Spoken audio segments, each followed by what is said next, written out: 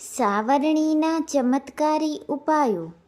વાસ્તુશાસ્ત્રમાં કોઈ પણ કાર્ય કરવા માટે સમય ખૂબ જ મહત્વપૂર્ણ છે. કોઈ પણ કામ કરવા માટે યોગ્ય સમય નક્કી કરવામાં આવે છે.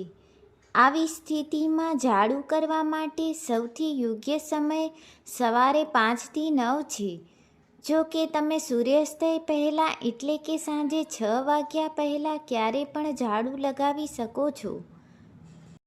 વાસ્તુશાસ્ત્ર અનુસાર સૂર્યાસ્તય પછી એટલે કે સાંજે 6 વાગ્યા પછી ઝાડુ લગાવવાથી ઘરમાં નકારાત્મક ઉર્જાનો વાસ થાય છે અને માતા લક્ષ્મી ક્રોધિત થઈ જાય છે. રાત્રે ઘર સાફ કરવાથી ઘરની આર્થિક સ્થિતિ નબળી પડી જાય છે અને ઘરમાં તણાવની સ્થિતિ રહે છે. વાસ્તુશાસ્ત્ર અનુસાર શ્રાવણીને હંમેશા પૈસાની જેમ છુપાવીને રાખવી જોઈએ. શ્રાવણી હંમેશા જમીન પર પડેલી રાખવી જોઈએ. વાસ્તુ નિષ્ણાતો કહે છે કે ઘરમાં શ્રાવણીને પૈસાની જેમ છુપાવીને રાખવી જોઈએ. જ્યાં લોકોનું ધ્યાન પડે ત્યાં શ્રાવણી ન મૂકો. કહેવાય છે કે શ્રાવણી હંમેશા એવી જગ્યાએ રાખો જ્યાં બીજાની નજર ન પડે. એવું કહેવાય છે કે ખુલ્લામાં રાખેલી શ્રાવણીથી સકારાત્મક ઉર્જા બહાર આવે છે. શ્રાવણી ક્યારે ઊભી ન રાખવી જોઈએ.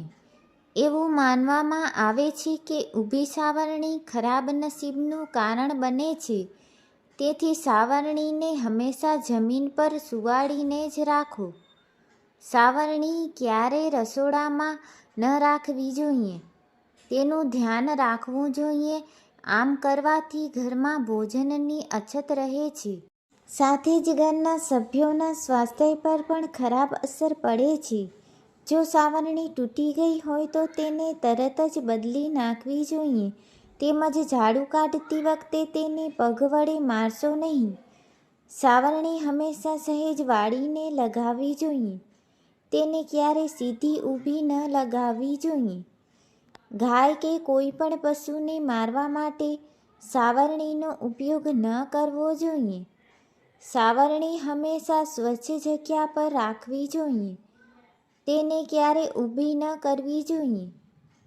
જૂની શ્રાવણીને ક્યારેય ગમે ત્યાં ન ફેંકવી જોઈએ. જૂની થઈ ગયેલી શ્રાવણીને કોઈ આવવાવાળી જગ્યાએ ફેંકી દેવી જોઈએ અથવા તો જમીનમાં દાટી દેવી જોઈએ. વાસ્તુના જાણકાર અનુસાર જ્યાં આપ અનાજ કે જમવાની વસ્તુઓ રાખતા હો ત્યાં ક્યારેય શ્રાવણી કે ઝાડુ ન રાખવા જોઈએ. માન્યતા અનુસાર તેનાથી માતા લક્ષ્મી નારાજ થઈ જાય છે અને ઘરમાં ધનની હાનિ થવા લાગે છે. માર્કેટમાંથી શ્રાવણી ખરીદતા સમયે પણ શુભ અશુભતાનું ધ્યાન રાખવું જોઈએ. યાદ રાખો કે શનિવારના દિવસે ઝાડુ ખરીદવું બિલકુલ પણ શુભ નથી મનાતું. જો ઘર પરિવારમાં લોકો શુભ કાર્ય માટે ઘરની બહાર જતા હોય તો તેમના ગયા પછી તરત ઘરમાંથી કચરો ન વાળવો જોઈએ. એવી માન્યતા છે કે આવું કરવાથી બહાર ગયેલી વ્યક્તિને કાર્યમાં અસફળતા પ્રાપ્ત થાય છે. એક વસ્તુ ખાસ યાદ રાખવી કે સૂર્યાસ્તય પછી એટલે કે સાંજે પણ ક્યારેય કચરો ન કાઢવો જોઈએ. માન્યતા અનુસાર તેનાથી ધનનો નાશ થાય છે. ઉત્તર ભારતમાં કેટલાક સ્થળોમાં માન્યતા છે કે શ્રાવણીને ક્યારેય ઘરની બહાર કે ધાબા ઉપર ન રાખવી જોઈએ. આવું કરવાથી આપના ઘરમાં ચોરી જેવા બનાવો બનવાની શક્યતા રહે છે. માતા લક્ષ્મીની કૃપા પ્રાપ્ત કરવા માટે મુખ્ય દ્વારની પાછળ એક નાની શ્રાવણી લટકાવવી જોઈએ. કહે છે કે આ ઉપાય કરવાથી આપના ઘરમાં ક્યારેય ધનની હાનિ નથી થતી. જૂનું શ્રાવણી ક્યારે ફેંકી દેવું જોઈએ. જો જૂનું શ્રાવણી ખરાબ થઈ ગયું હોય તો નવું લાવ્યા પછી તરત જ જૂની શ્રાવણી ફેંકી દો નહીં. આવું કરવું અશુભ માનવામાં આવે છે. શનિવારે જૂની શ્રાવણી ફેંકી દો. એકાદશી, ગુરુવાર કે શુક્રવારે જૂનું શ્રાવણી ફેંકવું નહીં. આ દિવસે ઝાડુ ફેંકવાથી માતા લક્ષ્મી ગુસ્સે થાય છે. ઝાડુ મારવાનો શુભ અને અશુભ સમય.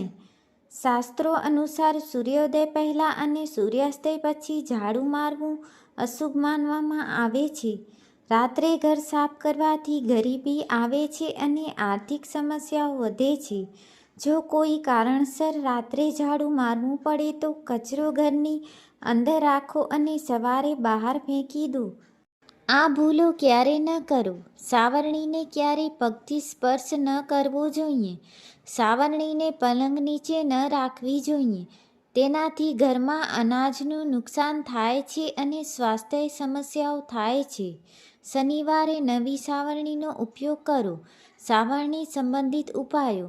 જો તમને ઘરમાં નકારાત્મક ઉર્જાનો અનુભવ થાય છે તો રાત્રે દરવાજાની બહાર સાવરણી રાખો અને સવારે તેને યોગ્ય જગ્યાએ પાછી મૂકી દો. આ ઉપાય ખરાબ શક્તિઓને દૂર કરે છે. ધન વધારવા માટે શુક્રવારે બ્રહ્મ મુહૂર્ત દરમિયાન મંદિરમાં 3 નવા ઝાડુનું ચૂપચાપ દાન કરો. સાવરણીનું ખરાબ શુકન. કોઈ ઘરમાંથી બહાર નીકળ્યા પછી તરત જ ઝાડુ મારવો અશુભ છે. જો અચાનક કોઈ શુભ કાર્ય થાય અને તે સમયે ઘર સાફ કરવામાં આવે તો તેને મૃત્યુનો સંકેત માનવામાં આવે છે. ઘરમાં સાવરણીને ક્યાં રાખવી? ઘરમાં સાવરણી રાખવા માટે પણ ખાસ સ્થળ નક્કી કરાયેલી હોય છે, જેમાં ખાસ કરીને ઘરમાં મૂકેલી સાવરણીનું મોઢું પશ્ચિમ દિશા અથવા ઉત્તર પશ્ચિમ દિશામાં હોવું જોઈએ. કઈ દિશામાં સાવરણી ન રાખવી? વાસ્તુ મુજબ ઘરમાં સાવરણી ક્યારેય ઈશાન ખૂણે કે રસોડામાં ન રાખવી જોઈએ. સાથે ક્યારેય ઝાડુને છત ઉપર કે ઘરની બહાર ન રાખવું જોઈએ. આવું કરશો તો ચોરી અને દુર્ઘટનાનો ખતરો વધી જાય છે. શાસ્ત્રોમાં જણાવવામાં આવ્યું છે કે સાવરણીને ક્યારે પણ મુખ્ય દરવાજાથી દેખાય તે રીતે ન રાખવી. જ્યારે પણ સાવરણીનો કોઈ કામ ન હોય તો તેને એવી જગ્યાએ રાખવી જ્યાં કોઈની પણ નજર ન જાય. સાવરણીને નોર્થ દિશામાં છુપાવીને રાખવી. ક્યારેય પણ ડાઇનિંગ હોલમાં સાવરણી ન રાખવી. એવું માનવામાં આવે છે કે આવું કરવાથી પરિવારના સભ્યોનું સ્વાસ્થ્ય ખરાબ થઈ શકે છે. સાવરણીને ક્યારેય પણ બેડરૂમ અથવા ઘરના મંદિરમાં ન રાખવી જોઈએ. બેડરૂમમાં તેને રાખવાથી વૈવાહિક જીવનમાં તણાવ ઊભો થઈ શકે છે. સાવરણી કર્યા પછી હંમેશા સાફ કરીને રાખવું. સાવરણી ક્યારે પણ ભીની ન મૂકવી જોઈએ. સપનામાં સાવરણી જોવાનો અર્થ છે કે તમારું આર્થિક નુકસાન થશે. બહુ વધારે સમયથી ઉપયોગમાં નહીં આવતી જૂની સાવરણીને ઘરમાં ન મૂકવી. જ્યારે પણ નવી સાવરણી ઉપયોગમાં લાવી હોય તો શનિવારથી તેનો ઉપયોગ શરૂ કરવો.